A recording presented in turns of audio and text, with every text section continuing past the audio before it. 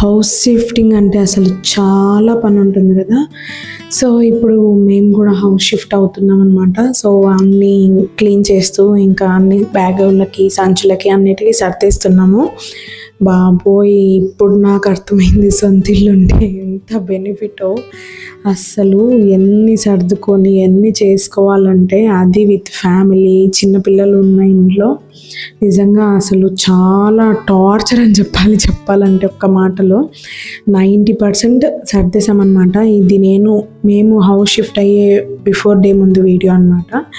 So ఆ రోజు కాదు 1 వీక్ నుంచి మెల్లిగా మాకు కుదిరినప్పుడల్లా కొన్ని అలా సర్దుతూ ఉన్నామన్నమాట. అసలు చాలా కష్టము హౌస్ షిఫ్ట్ అవ్వడం అంటే. మేము ఈ హౌస్ షిఫ్ట్ అవ్వడానికి రీజన్స్ ఏమీ లేవు మాకైతే. ఈ హౌస్ చాలా కంఫర్టబుల్గానే ఉండిందనమాట. బట్ మా హస్బెండ్ కాలేజ్ చేంజ్ అవ్వడం వల్ల సో లాంగ్ అయిపోయింది, కాలేజ్ బస్కి వెళ్ళాలంటే ఆ రూట్లో రాదు అన్న ఒక రీజన్తో చేంజ్ అయ్యాము. లేదంటే అసలు నేను ఫస్ట్ నా మ్యారేజ్ అయిన తర్వాత మేము అక్కడ గృహప్రవేశం చేసి ఆ ఇంట్లో చాలా బాగా ఉన్నామన్నమాట. బాగా అనిపించింది మాకు ఆ హౌస్. మాకు ఏ నెగిటివ్ ఎఫెక్ట్స్, నెగిటివ్ ఎనర్జీ అలా ఏం లేకుండా చాలా హ్యాపీగా బాగున్నాము. మా చిన్నోడు పుట్టడము, మా చిన్నోడికి పేరు పెట్టడం అన్నీ ఆ ఇంట్లోనే జరిగాయి అన్నమాట. సో నాకు కొంచెం ఎమోషనల్గా అనిపించింది ఆ హౌస్ని ఖాళీ చేసి వచ్చేసేటప్పుడు. అయితే మాత్రం ఇక్కడ నేను అమ్మ అన్నీ పెడుతున్నాం అనమాట. లాస్ట్ ఇంకా మేము డైలీ యూజ్ చేసుకొని తర్వాత ఇంకా మిగిలిపోయినట్టు ఉంటాయి కదా, సో ఇంకా అవన్నీ సర్దేస్తున్నాము ఇంకా బ్యాగ్స్లోకి. నేను అమ్మ ఇంకా మా హస్బెండ్ ఏమో బయటకు వెళ్ళి ఉన్నారనమాట. ఇంకా మేము మా బెడ్రూమ్ అంతా గోడౌన్ లాగా చేసేసాము. మొత్తం అన్ని సర్దినవన్నీ ఆ బెడ్రూమ్లోకి షిఫ్ట్ చేసామన్నమాట. అందుకే ఆ హౌస్ అలా, ఆ రూమ్ అలా ఉన్నింది ఇందాక. సో ఇదనమాట మేము ఉంటున్న న్యూ హౌస్. ఇప్పుడు ఆల్రెడీ మేము న్యూ హౌస్లో వచ్చిన తర్వాతనే వీడియో అప్లోడ్ చేస్తున్నాను. సో ఇంకా బిఫోర్ డేనే ఇక్కడికి వచ్చి అంతా క్లీన్ చేసుకున్నాను అనమాట. మన అవసరాలకి మనకి పలకడానికి ఎవ్వరు ఉండరు, అందరికీ పనులు ఉంటాయి. మనం మాత్రం అందరికీ అవైలబిలిటీలో ఉండాలి, అందరికీ పలకాలి. ఏం చేస్తాం అనిపిస్తుంది. నాకైతే అలానే అనిపించింది. నిజంగా చాలా కష్టం అనిపించింది. నాకు మా అమ్మ హెల్ప్ లేకుండా ఉంటే చాలా కష్టం అయిపోయింది. నేను ఒకదాన్ని అసలు మేనేజ్ చేసుకోలేకపోయేదాన్ని. నాకు అన్నిట్లో మా అమ్మ ఒక సేవియర్ లాగా, ఒక టార్చ్ బ్యారియర్ లాగా హెల్ప్ చేస్తుంది అనమాట ప్రతి దాంట్లో. నాకు లేకపోతే నేను చాలా కష్టపడి ఉండేదాన్ని. ఇంకా బాబును నేను మా హస్బెండ్ ముగ్గురం వచ్చామన్నమాట. ఇక్కడ అంతా క్లీన్ చేసుకొని వెళ్దామని చెప్పేసి నేను ఇంకా మొత్తం అంతా అలికేసి మొత్తం ముగ్గులు పెట్టేసుకొని ఇంకా వెళ్ళిపోయామన్నమాట. బిఫోర్ డే ఒక ½ అవర్. ఇది కొంచెం హౌస్ పెద్దదన్నమాట. ఇది హాల్. ఇంకా హోమ్ టూర్ అంటే సపరేట్గా ఏం చేయట్లేదు నేను. ఇదే హోమ్ టూర్ లాగా చూపించేస్తే అయిపోతుంది అనేసి. సో అంత స్పెషల్గా ఏం లేదు, జస్ట్ నార్మల్ హౌసే కదా, ఓన్ హౌస్ కాదు దట్టు. సో అంత అవసరం లేదనిపించింది. ఇదన్నమాట హాల్. సో అటు ఇటు బెడ్రూమ్స్ ఉన్నాయి. అది ఒక బెడ్రూము. ఇంకా సో నెక్స్ట్ డే ఇది వచ్చేసి మార్నింగ్ ఇంకా నేను అమ్మ ఫస్ట్ వచ్చేసాము. ఇంకా మా హస్బెండ్ వెనకాల వచ్చారనమాట బైక్లో. ఇంకా గ్యాస్ స్టవ్, పాలు పొంగించడానికి కావాలి కదా, సో అవన్నీ తీసుకొని ఆయన వెనకాల వచ్చారు. నేను బాబు అమ్మ వచ్చేసి ఆటోలో వచ్చాం ఫస్ట్. సో ఇంక ఇక్కడ గడపకి పసుపు కుంకుమ అవి పెడుతున్నాము. యాక్చువల్గా అది పెయింట్ వేసి ఉండడం వల్ల అసలు కనిపించట్లేదు పసుపు పూసినా కూడా. బట్ మనం చేసే ఫార్మాలిటీ మనం చేయాలి కదా, సో అందుకనేసి ఇంకా మేము ఎలా చేసుకున్నాము, ఫస్ట్ ఇంటికి వెళ్ళినప్పుడు అలా చేసుకున్నాం అనమాట.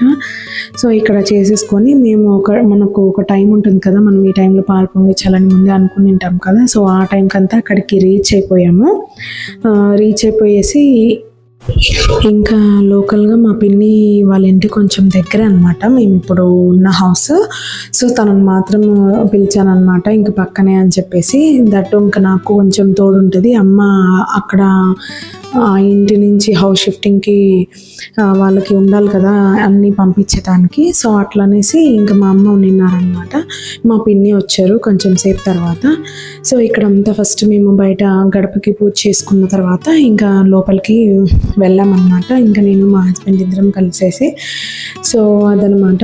ఇంకా మీరు ఎప్పుడైనా హౌస్ షిఫ్ట్ అయ్యారా, ఎలాంటి ప్రాబ్లమ్స్ ఫేస్ చేశారు, ఎట్లయినా ఏమంటారు నైబర్స్ కూడా బాగుండాలన్నమాట. మనం చేరిన చుట్టుపక్కల సరౌండింగ్స్లో నాకు పాతింటి దగ్గర అయితే నాకు నైబర్స్ సేమ్ ఫ్యామిలీ మెంబర్స్ లాగా అనమాట. సో ఫ్యామిలీ ఫ్రెండ్స్ ఎలా ఉన్నామో అలా ఉన్నాను నేను, పక్కింట్లో ఉండే అక్క వాళ్ళు. సో చాలా బాగా ఉన్నాం అనమాట. ఇదైతే ఇండివిజువల్ హౌస్, అది కొంచెం లైక్ అపార్ట్మెంట్ లాగా అనమాట. ఒక 3 ఫ్లోర్స్ ఉన్నింది, 6 హౌసెస్ ఉన్నాయన్నమాట. సో అలా బాగా ఉన్నిందనమాట. బాగా కంఫర్టబుల్గా మాట్లాడుతూ అలా బాగా సరదాగా ఏదో కాసేపు మాట్లాడినా మంచిగా ఫ్రెండ్లీగా బాగా మాట్లాడే వాళ్ళం అనమాట.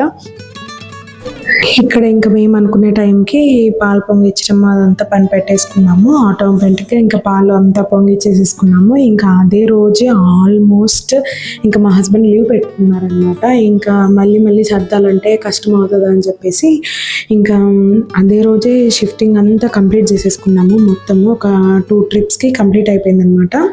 ఇది పూజా గది సపరేట్గా ఉందన్నమాట, పూజా గది. సో ఇంకా ఆ రోజు నేను ఇంకా పండ్లు అవి నైవేద్యం పెట్టేసి ఇంకా హారతి ఇచ్చుకున్నాము. సో ఇక్కడ ఇంకా సర్దుతున్నాం అనమాట. అన్నీ షిఫ్ట్ అయిన తర్వాత ఇంకా యూజ్ ఉన్నవన్నీ కింద ఉంచేసుకొని యూజ్ లేనివన్నీ పైన అటక మీదకి ఎక్కిచ్చేసాము. ఎందుకంటే ఇంకా అడ్డం కదా, అనవసరంగా ఎందుకు అని చెప్పేసి. సో ఇంక ఇలా బ్యాగుల్లో అన్నిట్లో బట్టలు అవన్నీ సర్దామన్నమాట, బీరువాలోంచి అన్ని తీసేసి బయటికి. సో ఇంకా అవన్నీ తీసి ఎక్కడక్కడ సెట్ చేసేసుకున్నాం అనమాట. 90% క్లీన్ చేసుకున్నాము. సో ఇంకా ఫ్రిడ్జ్ కూడా పనిలో పని అయిపోతుందని చెప్పేసి మొత్తం క్లీన్ చేసుకున్నాను. ఫ్రిడ్జ్ క్లీన్ నేను ఎన్ని రోజుల నుంచి అనుకుంటున్నాను, అసలు అవ్వలేదు అనమాట, నాకు కుదరలేదు. కంప్లీట్ క్లీనింగ్ అనమాట నేను చెప్పేది.